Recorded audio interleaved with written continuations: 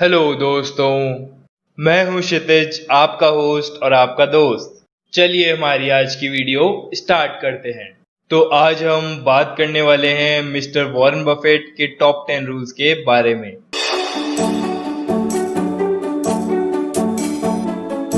Can other people tap dance to work? What's the secret of that? You find your passion. You find your passion. I was very, very lucky to find it, when I was 7 or 8 years old, and fortunately, my children have found their passion. One son loves farming like nothing else. One son loves music like everything else, and all three of them love philanthropy and what they get to do. You're lucky in life when you find it, and you can't guarantee you're going to find it in your first job out. But I always tell college students that come out, I say, take the job that you would take if you were independently wealthy. You're going to do well at it.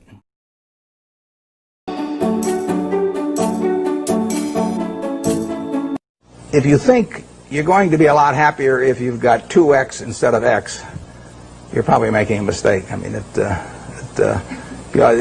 you ought to find something you like that works with that, and you'll get in trouble if you think that making 10x or 20x is the answer to everything in life, because then you will do things like borrow money when you shouldn't, or maybe cut corners on things that your employer wants you to cut corners on. Or it just doesn't make any sense. You won't like it when you look back on it. 3 things in hiring people: look for integrity, intelligence, and energy. And he said if that person didn't have the first 2, that the latter 2 would kill them, because if they don't have integrity, you want them dumb and lazy. You don't want them smart and energetic.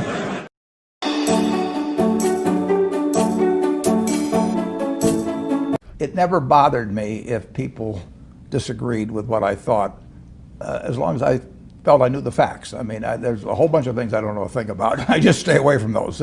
So I stay within what I call my circle of competence. Tom Watson said it best. He said, I'm no genius, but I'm smart in spots, and I stay around those spots. Well, I try and stay around those spots, and I just don't have a problem if somebody says, you're wrong on something. I go back and look at the facts, and I think that really is much more important, frankly, than having a few points of IQ or having an extra course or 2 in school or anything of the sort. You need emotional stability.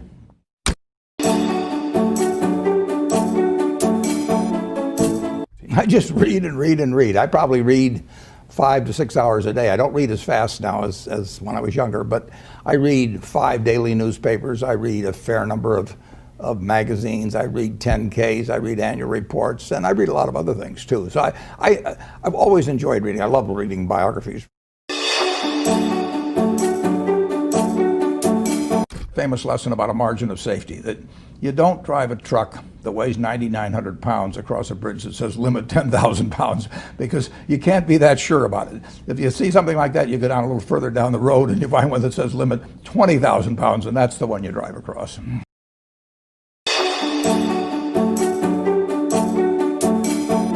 The nature of capitalism is that people want to come in and take your castle. It's perfectly understandable. I mean, if I'm selling television sets or something, there's going to be 10 other people that are going to try and sell a better television set. If I have a restaurant here in Omaha, people are going to try and copy my menu and give more parking and take my chef and so on. So capitalism's all about somebody coming and trying to take the castle.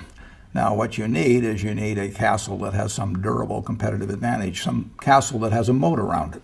And that moat, one of the best moats in many respects, is to be a low-cost producer. But sometimes the moat is just having more talent. I mean, if you're the heavyweight champion of the world and you keep knocking out people, you've got a competitive advantage as long as you can keep doing it. And it's very profitable if you're the one that happens to be able to do it. If you can turn out great motion pictures, I mean, Steven Spielberg, I mean, he's a fellow to bet on, and it has enormous economic value.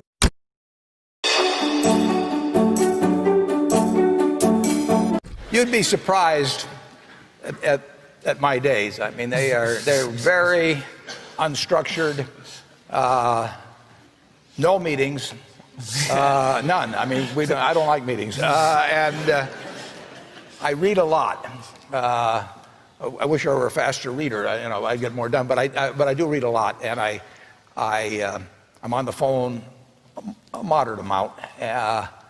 Our businesses run themselves basically out there. My job is allocating capital, and that's what I'm thinking about.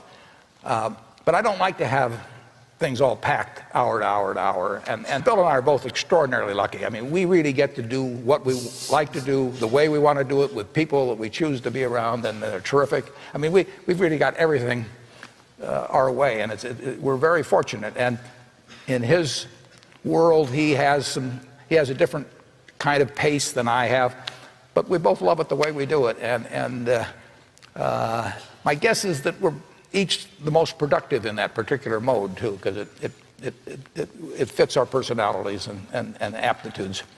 What kills great businesses, if you look at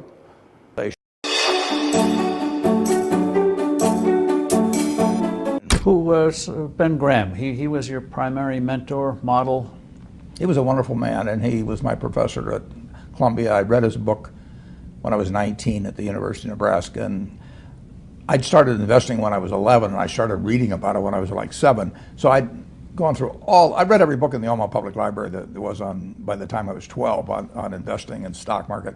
And I had a lot of fun, but I never really I never got grounded in anything. And it was entertaining, but it wasn't going to be profitable. And then I read Graham's book, The Intelligent Investor, when I was at the University of Nebraska.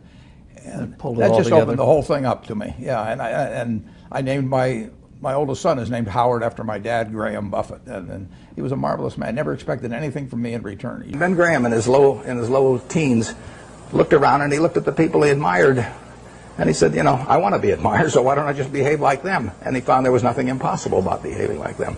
And similarly, he did the same thing on the reverse side in terms of getting rid of those qualities. You have given a lot of fabulous advice, but what's the best advice that you've ever received?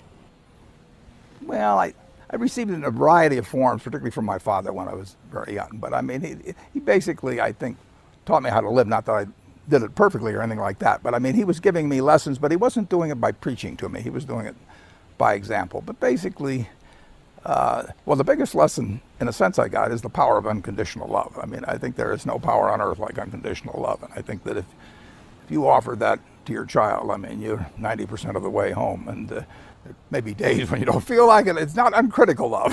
That's a different animal. But to know you always can come back, I mean, that is huge in life. That takes you a long, long way. And I would say that every parent out there that can extend that to their child at a very young age, it's going to make for a better human being. And you felt like you got that kind of unconditional love from your dad? I absolutely did, yeah.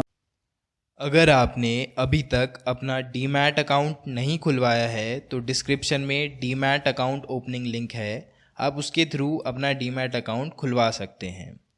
Thank you so much for watching this video. अगर आपको ये video पसंद आई हो तो please like और share कीजिएगा, और ऐसी ही शेयर मार्केट से जुड़ी और वीडियोस देखने के लिए सब्सक्राइब कर लीजिएगा।